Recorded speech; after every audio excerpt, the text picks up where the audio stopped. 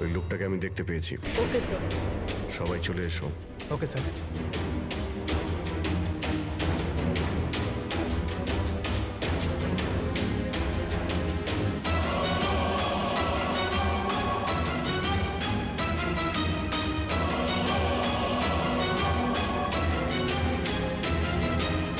কারোর সঙ্গে মিটিং হওয়ার কথা।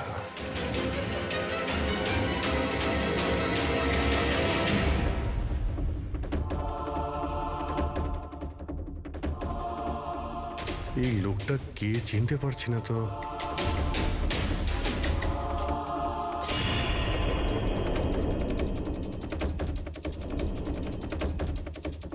স্যার এটা তো সচিন।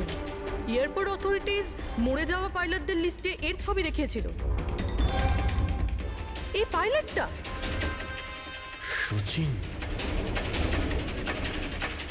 এই সচিন বেঁচে আছে? স্যার ও যদি প্লেন ক্র্যাশে মারা না যায় তাহলে এই এখানে লুকিয়ে কি করছে? তাই তো, সামনে আসছে না কেন? চলো গিয়ে জিজ্ঞাসা করি।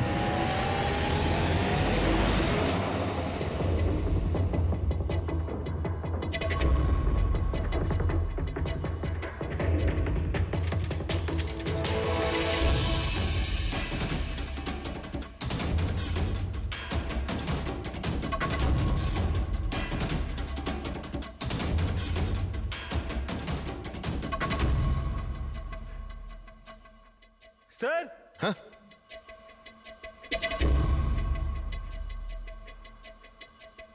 স্যার এ তো মারা গেছে। মারা গেছে? ওই দেখুন স্যার, সচিন পালাচ্ছে।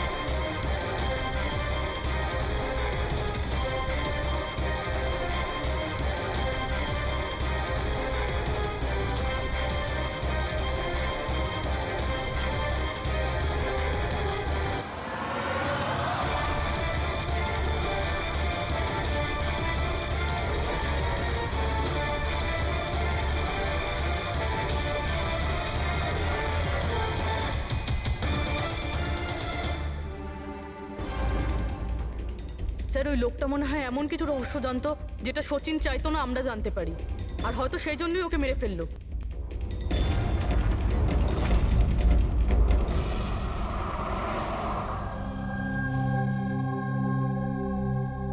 স্যার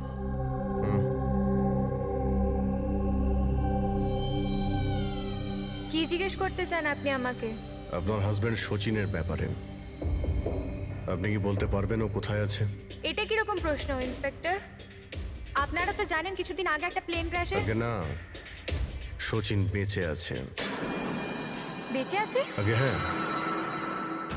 আর আপনি হয়তো এটা শুনে খুবই কষ্ট পাবেন যে ও একটা খুন করে পালিয়েছে। এমনিতে তোমার স্বামী সচিন কত টাকা পেয়েছিল এই ষড়যন্ত্রে যুক্ত হয়ে? টাকা? টাকা পাইনি। টাকা যদি পেয়ে থাকতো তাহলে আমি কফি শপে কাজ করতাম না। আর এমনিতেও আমাদের রিলেশন ঠিক চলছিল না। আপনাদের মধ্যে বনিবনা হচ্ছিল না? কি বলতে চাইছেন, মানে জিজ্ঞেস করতে পারি কি প্রবলেম ছিল? দীপ্তি নামের একটা মেয়ে আছে, এয়ার হোস্টেস। অনেকবার বলতো যে তোর সাথে ডিভোর্স নিয়ে ওর সাথে থাকতে চাই। এ হতে পারে না স্যার, আমরা নিজের চোখে ওকে প্লেনে উঠতে দেখেছিলাম। স্যার এত বড় দুর্ঘটনায় ওর বেঁচে থাকার কোনো সম্ভাবনাই নেই স্যার। আর ও যদি প্লেন থেকে প্যারাশুট নিয়ে লাফ দেয় তাহলে? না স্যার, যদি প্যারাসুট নিয়ে লাফ দিত তাহলে কেউ না কেউ তো নিশ্চয়ই দেখতে পেত। আমরা কিছু মিস করে যাচ্ছি না তো? কি একটু আগে তুমি কি বললে? কি মিস করেছো? না না স্যার, কিছু না। তোমাদের অ্যাপিয়ারেন্স বলছে যে তোমরা কিছু লুকোচ্ছ, তাই তো? কি ব্যাপার বলো, বলো তাড়াতাড়ি। সরি স্যার, আমরা ওই ছোট একটা ভুল করে ফেলেছিলাম। কিরকম ভুল? স্যার যখন প্লেন টেক অফ করেছিল আমরা ওখানে ছিলামই না। কি? আপনারা এত বড় ভুল কি করে করতে পারেন? হ্যাঁ স্যার ওই প্লেন যখন রানওয়েতে দৌড়চ্ছিল স্যার কিছু বিস্ফোরণ হলো স্যার। কিরকম বিস্ফোরণ? স্যার কেউ একজন চকলেট বোম ফাটিয়েছিল, তো আমরা ওইটাই দেখতে গিয়েছিলাম যে কোথাও কিছু হয়নি তো।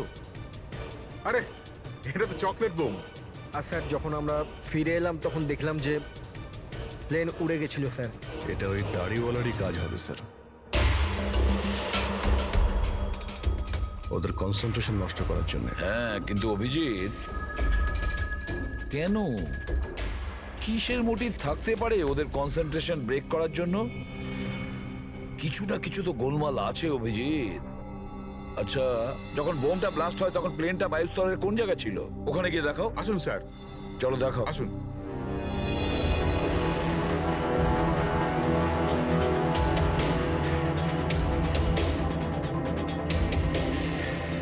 এক মিনিট অভিজিৎ, এ তো রক্ত, শুকিয়ে যাওয়া রক্ত। স্যার রক্তের রং দেখে মনে হচ্ছে খুব বেশি পুরনো নয়, আজ বা কালকেরই। এই রক্ত কার রক্ত? এটা এখানে এলো কি করে? জানি না স্যার। জানি না। সব প্রশ্নের একটাই উত্তর তোমাদের, জানি না। তাহলে জানোটা কি তোমরা? স্যার এয়ার স্ট্রিপের রক্ত মানে কিছু না কিছু হয়েছিল এখানে। এটা তো পরিষ্কার, কিন্তু কি হতে পারে? আর এই রক্ত, এটা কার রক্ত?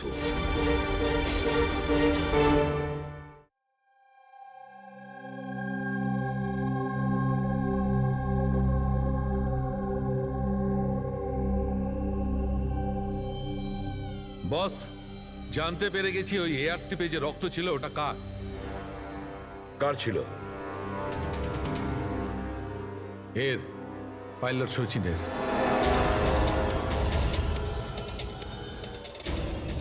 পাইলট সচিনের রক্ত? কিন্তু ওরা আঘাত লাগলো কি করে, কখন? স্যার যখন আমরা ওকে জেটিতে দেখেছিলাম তখনও একটা স্লিং ব্যান্ডেজ পড়েছিল, আর ওর হাতে ব্যান্ডেজও বাঁধা ছিল। কিন্তু ইঞ্জিনিয়ার আমাদের এটা বললো যখন সচিন টেক অফের জন্য যাচ্ছিল ও একদমই ঠিকঠাক ছিল, ওর হাতে কোনো রকম ব্যান্ডেজই ছিল না। এটার একটাই মানে দাঁড়ায় অভিজিৎ, সচিনের আঘাত এয়ার স্ট্রিপের সময়ই হয়েছে। প্লেনটা টেক অফ হওয়ার আগেই সচিন এয়ার স্ট্রিপে পড়ে যায়, আর ওর তখনই আঘাতটা লাগে। ঠিক এইরকমই হয়ে থাকবে বস, কারণ এই জন্যে সচিন প্লেন ক্র্যাশে মারা যায়নি, কারণ সচিন প্লেনে ছিলই না। কিন্তু ডক্টর সালুকে কেউ তাহলে সচিনকে প্লেন থেকে লাফাতে দেখেনি কেন? আরে ওই দাড়িওয়ালা ওখানে বাজি ফাটিয়েছিল না ওদের সরানোর জন্যে। এগুলো সব সচিন আর ওই লোকটার প্ল্যান ছিল।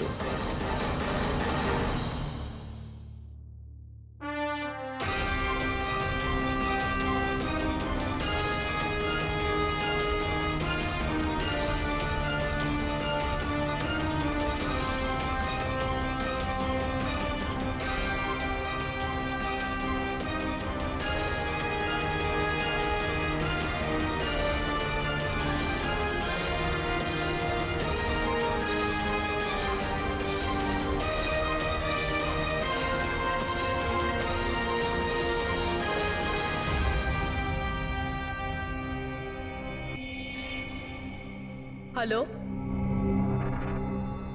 ওকে, থ্যাংক ইউ স্যার।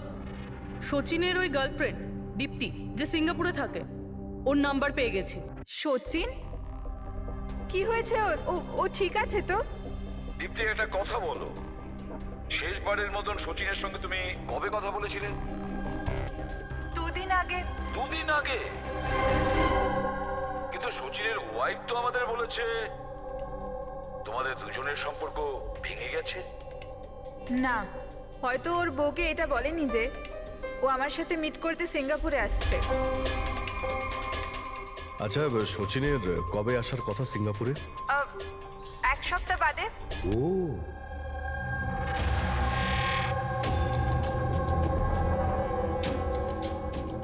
আচ্ছা, আর কি কি কথা হয়েছে তোমার সঙ্গে 2 দিন আগে? ও বলছিল যে ও অনেক টাকা পেতে চলেছে, আর তারপরে আমরা দুজনে নতুন জীবন শুরু করতে পারি। কিন্তু আপনার এইসব প্রশ্ন, সচিন ঠিক আছে তো? ভয় পেও না, সচিনের কিছু হবে না। আর যদি দরকার পড়ে আমরা আবার তোমায় ফোন করব। Thank you. আচ্ছা, দীপ্তি আবার যুক্ত নয় তো এই প্ল্যানের সঙ্গে, এই সমস্ত ষড়যন্ত্রের সঙ্গে? পুরবি, একটা কাজ করো, সিঙ্গাপুর পুলিশকে পুরো ডিটেলস জানিয়ে দাও আর বলো যে ওরা এই দীপ্তির ওপর যেন নজর রাখে। Yes sir. স্যার, হ্যাঁ, সচিনের ওয়াইফের সঙ্গে কথা হলো স্যার। ও তো বললো যে সচিনের পাসপোর্ট বাড়িতেই আছে। কি? সচিনের পাসপোর্ট বাড়িতে? আর সচিন সিঙ্গাপুর যাওয়ার জন্য প্ল্যান করছে? এটা আবার হয়নি তো যে সচিন নকল পাসপোর্ট বানিয়েছে? নকল পাসপোর্ট? আচ্ছা, আমাদের ওই ঘেটু আছে না, ও কিন্তু নকল পাসপোর্টের ব্যাপারে অনেক কিছু জানে। হেড্রিক, একটা কাজ করো, পঙ্কজকে বলো যে সচিনের ফটো নিয়ে যেন ঘেটুর সঙ্গে দেখা করে। হ্যাঁ। Yes sir. আরও একটা কথা স্যার, স্যার সচিন যদি প্লেন টেক অফ হওয়ার আগে প্লেন থেকে ঝাঁপ দিয়ে থাকে, তাহলে প্লেনটা ওড়াচ্ছিল কে? আর যখন ও প্লেন থেকে ঝাঁপ দিল তখন এই মদন, অঙ্কুর আর সুমিত এরা চিৎকার চেঁচামেচি করলো না কেন? চুপচাপ বসেছিল কেন? বস, প্লেন থেকে পড়ে গেলে এরকম সুযোগ পাবে কি করে? এরা তিনজনেই তো অজ্ঞান ছিল। কিন্তু স্যার, এরা জ্ঞানটা হারালো কিভাবে? পুরবি, এদের তিনজনের পেটের মধ্যে ব্ল্যাক কফি ছিল, আর ওই ব্ল্যাক কফিতেই নেশাদ্রব্য মেশানো ছিল। কি? ব্ল্যাক কফির সঙ্গে নেশার ওষুধ? I am boarding. আপনার কফি। Thank you. তাহলে নিশ্চয়ই এটা সচিনের প্ল্যানের পার্ট ছিল। স্যার, একটা প্রশ্নের উত্তর এখনো পাইনি। বিনা পাইলট নিয়ে প্লেনটা উড়লো কিভাবে? এর উত্তর হলো UAS. UAS, আনইন্টারাপ্টেবল auto pilot system. এই প্রোগ্রাম দিয়ে মাটিতে থেকে আকাশে ওড়া প্লেনকে কন্ট্রোল করা যায় স্যার, যে কোনো জায়গা থেকে। হ্যাঁ স্যার, আমরা এই ফরেন্সিক ল্যাবে দাঁড়িয়েও যে প্লেনটা আকাশে উঠছে তাকে কন্ট্রোল করতে পারি। এই প্রোগ্রামটা এই জন্যই বানানো হয় যে আকাশে ওড়ার সময় প্লেনে যদি কোনো ইমার্জেন্সি হয় বা কোনোভাবে প্লেন হাইজ্যাকও হয়ে যায়, তাহলে তার কন্ট্রোল যেন নিচে থাকা লোকেদের হাতে থাকে। তার মানে প্লেনের ককপিটের কন্ট্রোল তার হাতে থাকবে যার হাতে রিমোট আছে। হ্যাঁ স্যার, আর যার কাছে রিমোট কন্ট্রোলটা ছিল সেই প্লেনটা ক্র্যাশ করিয়েছে সমুদ্রে। রিমোট কন্ট্রোলের লোক খুনি, এক কফিতে নেশার ওষুধ। যদি একবার আমরা জানতে পারি না যে ওই ব্ল্যাক কফিতে নেশার ওষুধ কে মিশিয়েছিল আর কে খাইয়েছিল, তাহলে বুঝে নাও রিমোট কন্ট্রোলের খুনির কাছেও আমরা পৌঁছে যাব। Remote control. Black coffee? Sir, Madan তো ব্ল্যাক কফি খেতেন না, ওনার হাই ব্লাড প্রেশার ছিল। আর স্যার, আমিও তো সুমিতকে কোনো ব্ল্যাক কফি দিইনি, কারণ ও যখন বাড়ি থেকে বেরিয়েছিল তখন আমিও বাড়ি ছিলাম না। দেখুন, আমরা ওই তিনজনের পেট থেকেই ব্ল্যাক কফি পেয়েছি, যে সেই নেশার ওষুধ মিশিয়েছিল। আর আপনারা বলছেন যে আপনারা কেউ নিজেদের স্বামীকে ব্ল্যাক কফি খাওয়াননি। হতে পারে অন্য কেউ ওনাদের ব্ল্যাক কফি খাইয়েছিল, বা হতে পারে বাইরে যেখানে গিয়েছিল সেখানে খেয়েছিল। কোথাও গিয়েছিল কি? হ্যাঁ স্যার, ওকে আমাদের ড্রাইভার এয়ারপোর্টে ছাড়তে গেছিল। তাহলে হতে পারে যে ও বাইরে কোথাও কফি খেয়েছে, তাহলে ড্রাইভার জানতে পারে। রবি, ওকে একবার ডাকুন তো, কোথায় আছে ও? স্যার, যবে এই ঘটনা ঘটেছে তবে থেকে ও কাজে আসছে না, ও আমার ফোনও তুলছে না। তার মানে অভিজিৎ, এই রবি কাল থেকে উধাও।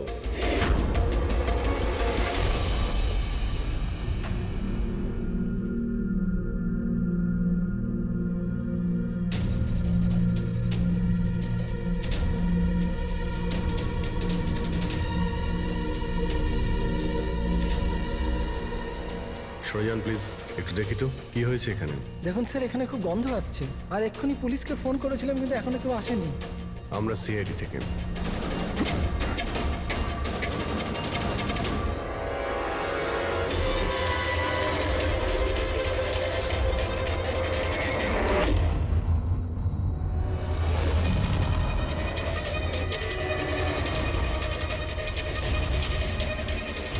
স্যার, আরও একটা খুন।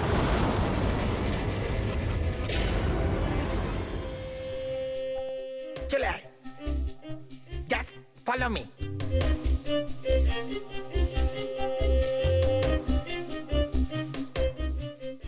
পঙ্কজ চুপচাপ আমার পেছন পেছন চলতে থাকবি যতক্ষণ আমি এখানে আছি। তোর ঘাবড়ানোর কোনো দরকার নেই। এই যে ঘেটু, আমি না ভয় পাই না, আমি একজন সিআইডি অফিসার। চুপচাপ চল, ভালো আমি ওইদিকে চল।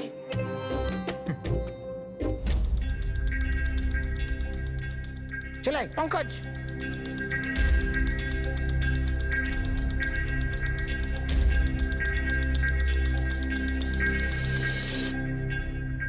কি বন্ধু, শুনেছি তুমি খুব সুন্দর পাসপোর্ট বানাও। কে বললো? আমার একটা বন্ধু বলেছে। বন্ধু? কে বন্ধু?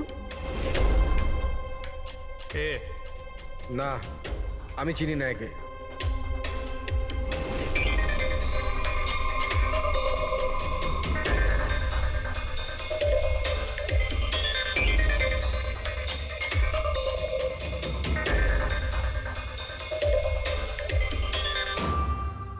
এ তোমার বন্ধু?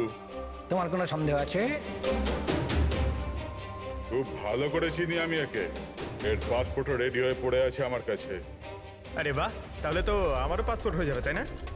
হয়ে যাবে, কিন্তু 2টো পেটি লাগবে। আরে দেবো তো 2 পেটি। বলো না কি চাই, আম চাই না 2 পেটি আপেল চাই, বলো কি চাই? এ শালা, 2 পেটি মানে 2 লাখ। 2 লাখ? 2 লাখ? চল এটা বল, তোর নাম কি লিখবো পাসপোর্টে? Sub inspector Pankaj, CID. CID? হ্যাঁ, সিআইডি। আরে আরে আরে আমি কি করেছি তোমার? শুধু তোরই নয়, যত নকল পাসপোর্ট বানায় সব ধান্দা বন্ধ হয়ে গেছে। যে যে প্রশ্নগুলো আমি করব সব কটা সত্যি সত্যি উত্তর দিবি, না হলে 2 লাখ বার উঠবস করাবো, বুঝেছিস? জিজ্ঞেস করো কি করবার আছে। এ ওর নকল পাসপোর্ট নিতে কখন আসবে? জানি না। জানিস না? আজ সন্ধ্যেবেলা। দেখলে পঙ্কজ, খেঁচুর কামার। স্যার, রবির ঘর থেকে যে বোতলটা পাওয়া গেছে ওখানে ওই নেশার ওষুধটা আছে যেটা সালুনকে স্যার ব্ল্যাক কফিতে পেয়েছিল। ওই রবি ছাড়া আর কারোর আঙ্গুলের ছাপ পেয়েছিলে ওই বটলে? হ্যাঁ স্যার, রণদ্বীপের।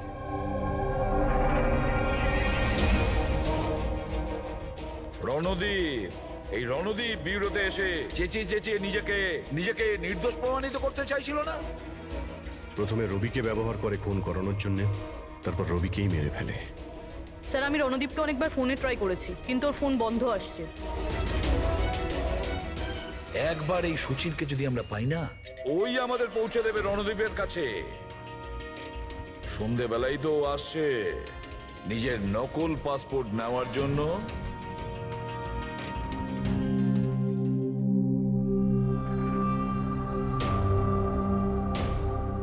আমার পাসপোর্ট রেডি আছে? হ্যাঁ, তুমি এক কাজ করো, তোমার পাসপোর্ট ওর থেকে নিয়ে নাও, ওর কাছে আছে। আরে ভাই তাড়াতাড়ি করো, আমার কাছে বেশি সময় নেই। সত্যি বলেছিস তুই, তোর কাছে তো একদম সময় নেই। বাস এইটা, এই ফটোটা চিপকে দি। এটা কি ধরনের মজা? মজা নয়, এটা সিআইডির উপহার। সিআইডি? বল, ওই প্লেন ক্র্যাশটা কি করে করেছিলি তুই?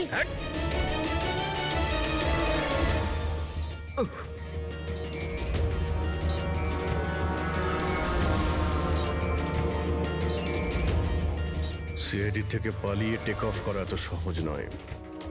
ইমার্জেন্সি ল্যান্ডিং করতে হয় অপরাধীদের। টাকার লোভে আমি অন্ধ হয়ে গিয়েছিলাম। এই কাজের জন্য আমায় 50 লাখ টাকা দেওয়া হয়েছিল, কিন্তু আমি জানতাম না যে স্যার ওরা মারা যাবে। তোকে টাকা কে দিয়েছিল সেটা বল। স্যার আমি জানি না স্যার, আমি শুধু একবার কথা বলেছিলাম ওর সাথে। পঙ্কজ, ইন্টারনেটে ভালো করে দেখুন এই রণদ্বীপের কোনো ইন্টারভিউ পাওয়া যায় কিনা। স্যার, পেয়ে গেছি। আমি আমার সাফল্যের সব কৃতিত্ব আমার কঠোর পরিশ্রম আর না হারা মনোভাবকে দেব। এই পৃথিবীতে কোনো কিছুই অসম্ভব না। আমি কোথায় ছিলাম আর কোথায় এসে পৌঁছেছিলাম। স্যার এটা ওনারই আওয়াজ স্যার, আই এম শিওর এটা ওনারই। গলার স্বর রণদ্বীপের আর ওই শিশিতে আঙুলের ছাপও রণদ্বীপের। রণদীপ।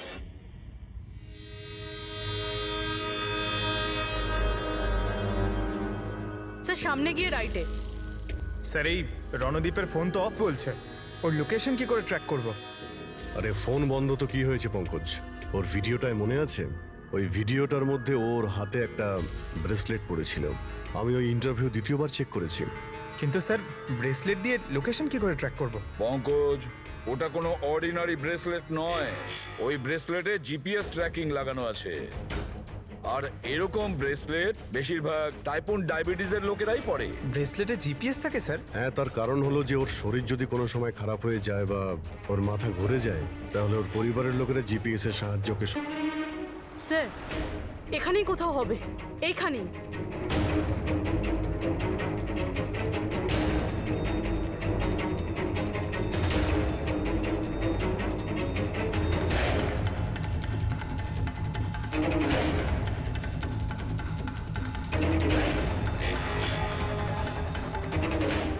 এইদিকে স্যার। স্যার এখানেই কোথাও হবে।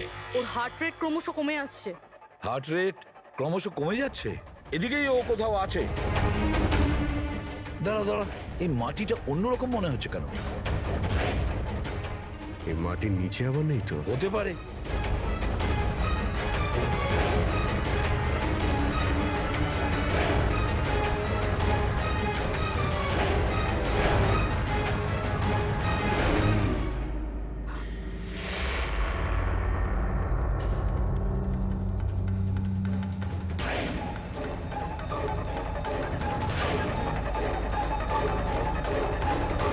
মাই গড, বেঁচে আছে স্যার।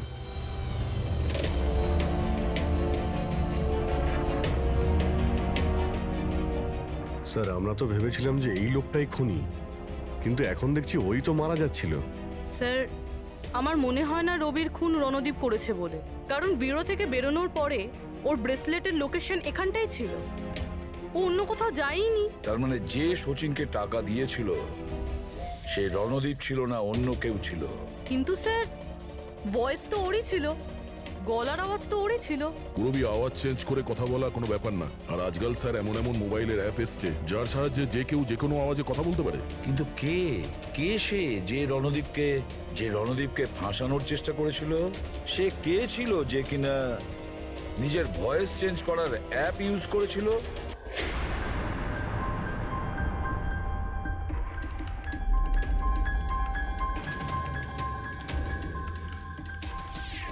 চিয়ার্স। হ্যাঁ, চিয়ার্স চিয়ার্স। আসুন আসুন আসুন। অভিনন্দন আপনাকে। অভিনন্দন? কিসের জন্য? ওই অ্যাপের জন্য। ওই অ্যাপ যেটা আপনাদের কোম্পানি বানিয়েছে, যেটা দিয়ে যে কোনো মানুষ তার নিজের ভয়েস চেঞ্জ করতে পারে। মানে? হ্যাঁ, একবার শুনবেন? তোমাকে তোমার অপরাধের জন্য এবার জেলে যেতে হবে। তোমার অপরাধের জন্য এবার জেলে যেতে হবে। এটা কি ধরনের মজা? এটা মজা নয়। এই ডিভাইস দিয়েই তুমি রণদীপকে ফাঁসানোর চেষ্টা করেছিলে, তাই না? পুরবি, অ্যারেস্ট করো একে। চলুন ম্যাডাম।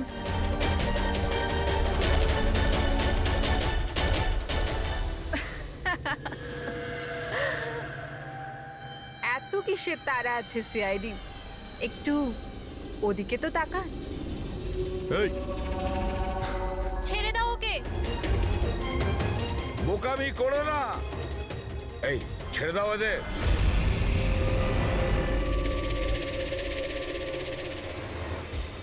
মাই গড, তাড়াতাড়ি ওঠো।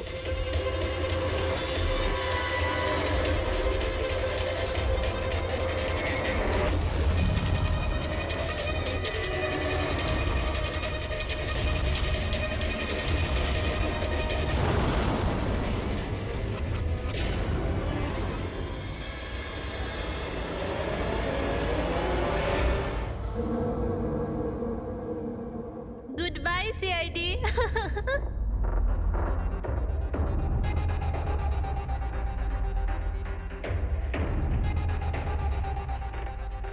ওয়েল ডান গার্লস, আজ পর্যন্ত বড় বড় অপরাধী যেটা করতে পারেনি সেটা আমরা করে দেখিয়েছি।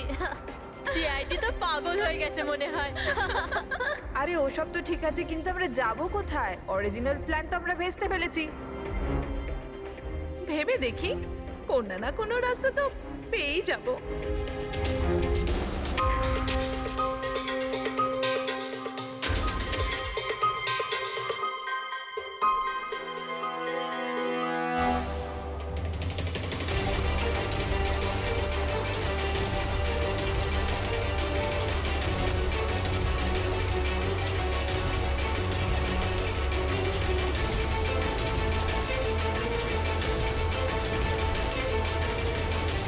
আরে কি করছিস? কিরকম ভাবে প্লেন ওড়াচ্ছিস তুই?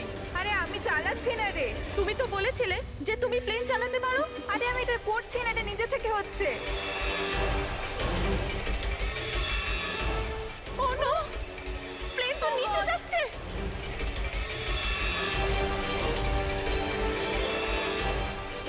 মনে হচ্ছে আমাদের ইউএস টেকনোলজি কেউ জানতে পেরে গেছে নাকি? কিন্তু কি করে?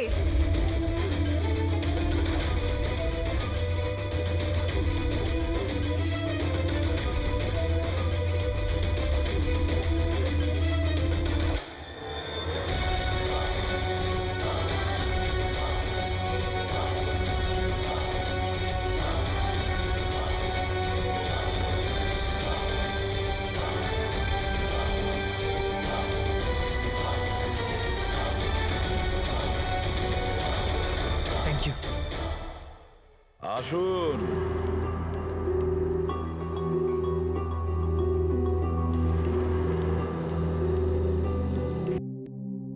যে দেশে মহিলারা স্বামীর দীর্ঘ জীবনের জন্য ব্রত রাখেন, সেখানে আপনারা তিনজন মিলে আপনাদের স্বামীদের খুন করে দিলেন।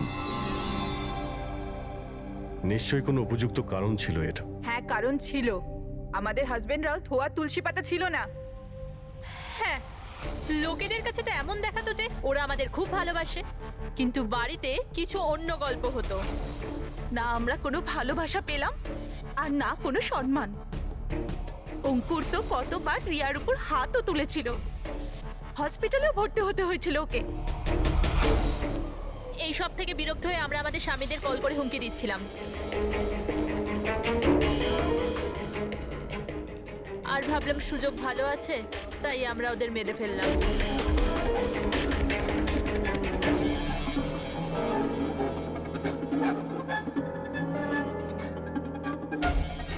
আর ভাগ্য দেখুন, রণদীপ রবির কাছে গিয়েছিল ওই অজ্ঞান হওয়ার ওষুধ নিয়ে, যাতে আমাদের স্বামী মিটিংয়ে পৌঁছতেই না পারে। আর এই ব্যাপারটাও আমাদের কাজে লেগে গেল। তাহলে রবির সততার সুযোগ নিয়েছো তুমি। তারপরে তোমরা রণদীপকে মাটিতে পুঁতে দিয়েছিলেন, যাতে আমাদের মনে হয় ও অপরাধ করে পালিয়ে গেছে। খাঁচায় বন্দি পাখির মতো জীবন কাটানোর কোনো ইচ্ছে ছিল না। আমরা স্বাধীনভাবে শ্বাস নিতে চেয়েছিলাম। স্বাধীনভাবে শ্বাস নেওয়ার আরো কিছু পথ খোলা আছে ম্যাডাম। স্বামীকে খুন করা সব থেকে ভুল সিদ্ধান্ত। এটা ঠিক করতে যদি স্বামীর কাছ থেকে সরে যেতে, কিন্তু না, তোমরা তিনজন এমন রাস্তা বেছে নিয়েছো যে রাস্তা তোমাদের অন্ধকারে নিয়ে যাবে, আর সেটাও জেলের গড়াদের পেছনে।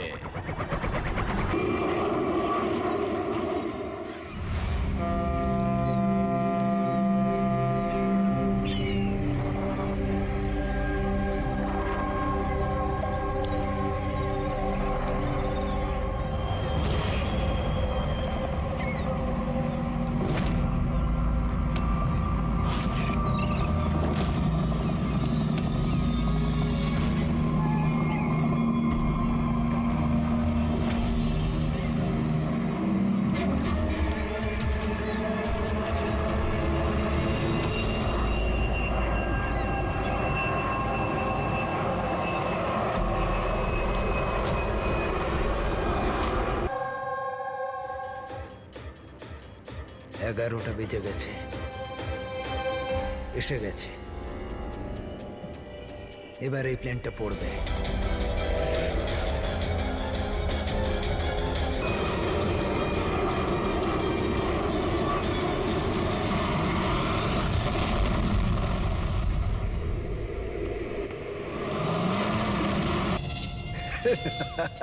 মজা দেখলাম।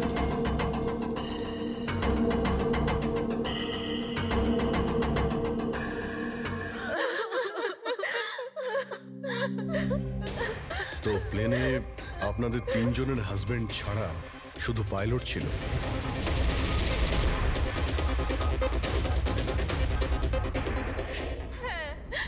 আর এখনো অবধি কোনো খবর পাননি আপনারা?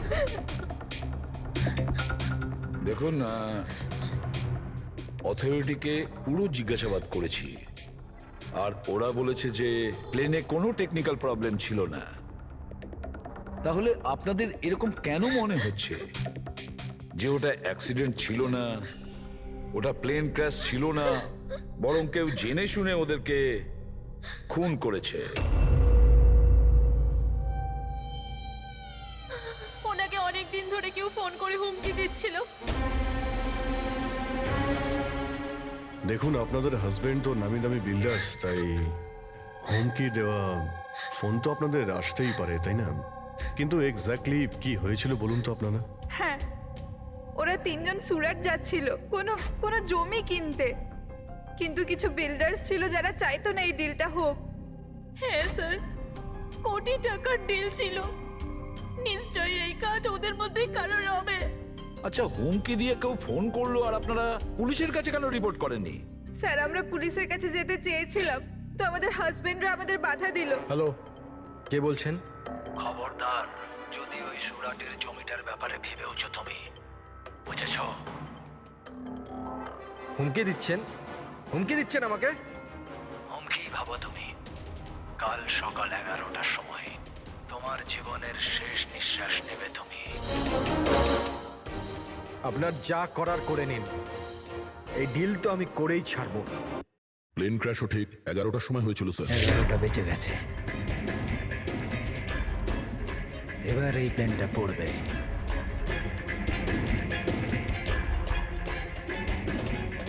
এটা কোনো কাকতালীয় ঘটনা হতে পারে না। আপনি বলুন স্যার, যে একটা জমির টুকরো কারোর জীবনের থেকে বড় হতে পারে কি? দেখুন, আমি আপনাদের প্রমিস করছি, যারা এই কাজটা করেছে তাদেরকে আমরা শাস্তি দিয়েই ছাড়ব।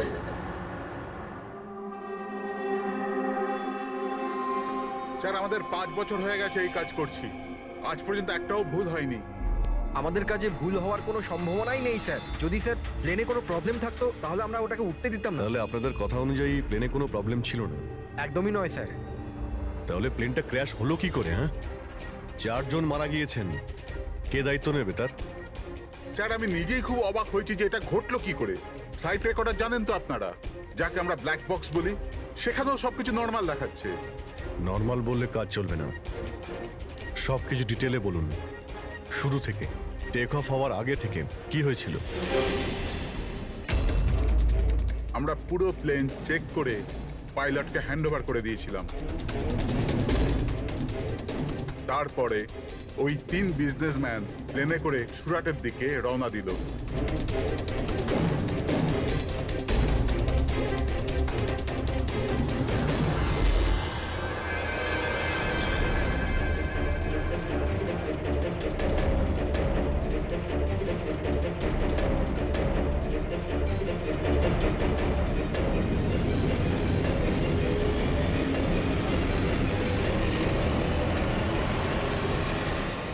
স্যার, আমরা টেক অফের পারমিশন রেডিওর ফ্রিকোয়েন্সি থেকে পাই, মেন টাওয়ার থেকে।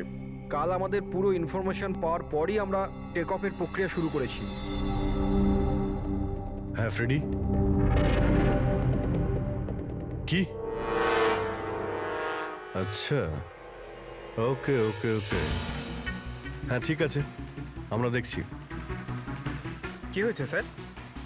মদনকে যে নাম্বার থেকে হুমকি দেওয়া ফোন করা হয়েছিল, সেটা ক্র্যাশের দিন এখানেই ছিল, এই এয়ার স্ট্রিপেই।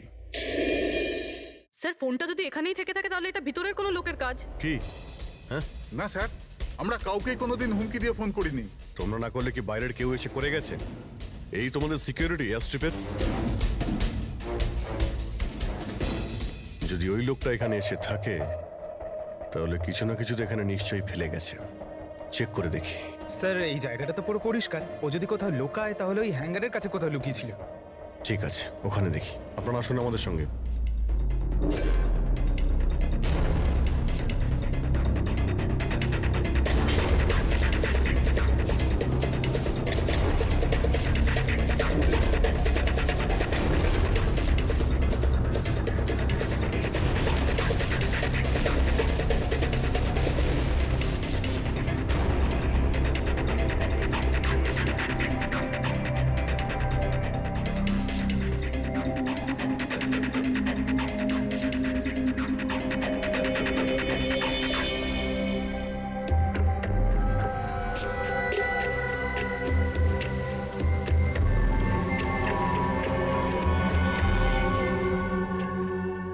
স্যার, স্যার একটা ভাঙা ফোন পেয়েছি। স্যার আমার মনে হয় হুমকি দেওয়ার জন্য এই ফোনটাই ব্যবহার করেছিল।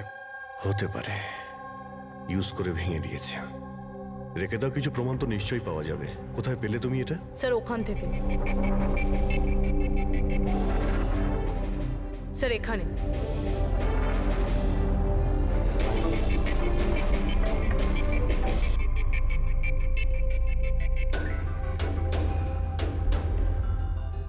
স্যার এই দেখুন, এখানে কানের মতো কিছু একটা দেখা যাচ্ছে। হ্যাঁ, তুমি তো ঠিকই বলেছ। ফোনটাও এখানে পাওয়া গেল, আর এই চিহ্ন। এমনটা নয় তো যে ওই অপরাধী এখানে হেলান দিয়ে ফোনে কথা বলছিল, আর আমাদের জন্যে ও প্রমাণ রেখে গেছে এখানে। একটা কাজ করো, এর ছবি তুলে নাও। স্যার কানের চিহ্ন দিয়ে কিছু বোঝা যাবে? আরে কিছু না কিছু তো পাওয়া যাবে। ডক্টর সালুকাকে দেব, উনি শিওর কিছু করবেন।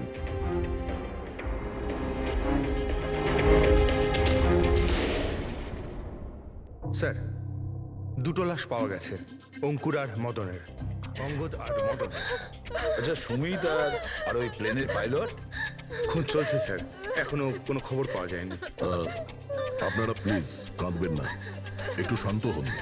দেখুন, আমি আপনাদের কথা দিচ্ছি, আপনাদের স্বামীকে যারা খুন করেছে তারা আমাদের হাত থেকে বাঁচতে পারবে না।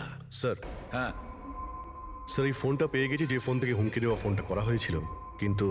কিন্তু স্যার আমরা ওখানে পৌঁছানোর আগেই খুনি এই ফোনটা ভেঙে দিয়েছে, যাতে আমরা ওর অবধি পৌঁছতে না পারি। স্যার আমরা জানি এটা কে করেছে। চেনেন আপনারা? কে কে খুন করেছে? রণদীপ আর শশী। রণদীপ আর শশী কারা? হ্যাঁ স্যার এই দুজন বিল্ডার্স, এরা চাইতো না যে আমাদের তিনজনের স্বামী এই ডিলটা করুক। জানতাম, আমরা জানতাম যে এই ঘটনার পুরো দোষ আমাদের ঘাড়েই চাপানো হবে। আপনাদের পরিচয়? স্যার এরাই দুজন হলো সেই খুনি, রণদীপ আর শশী।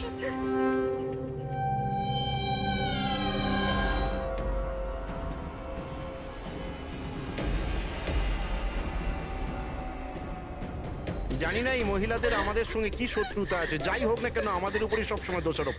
আর আগেও একবার এরা আমাদের মিথ্যে অভিযোগে গ্রেফতার করিয়েছিল। আচ্ছা, কোন অপরাধে গ্রেফতার করিয়েছিল আপনাদের? আমাদেরও একটু বলুন। স্যার প্রথমবার যখন অঙ্কুরকে কল করে হুমকি দিয়েছিল, তো আমি পুলিশে রিপোর্ট লিখিয়েছিলাম এই রণদীপের বিরুদ্ধে। আর পুলিশ আমাকে গ্রেফতারও করেছিল, কিন্তু পরে আমি নির্দোষ প্রমাণিত হই। হ্যাঁ স্যার, আসলে ওই হুমকি দেওয়া ফোন ওই গ্রামবাসীদের ছিল, যাদের জমি এরা নিতে চেয়েছিল। হ্যাঁ, ওই গ্রামের লোকগুলো তো এখনো জেলেই আছে। তো এই বাজে কাজটা তোমরা ছাড়া আর কে করতে পারে? দেখলেন স্যার, আবার আমাদের ওপর অভিযোগ। যদি আমরাই হামলা করে থাকি তাহলে সিআইডির কাছে আমরা কেন আসবো? কোনো ব্যাপার না, খুব তাড়াতাড়ি সমস্ত সমস্যার সমাধান হয়ে যাবে। হ্যাঁ, কারণ আমরা ওখানে অপরাধীর কানের চিহ্ন পেয়েছি। আর ব্যাস, সেটা থেকে তো আমরা পুরোটা জেনেই যাব যে খুনি কে।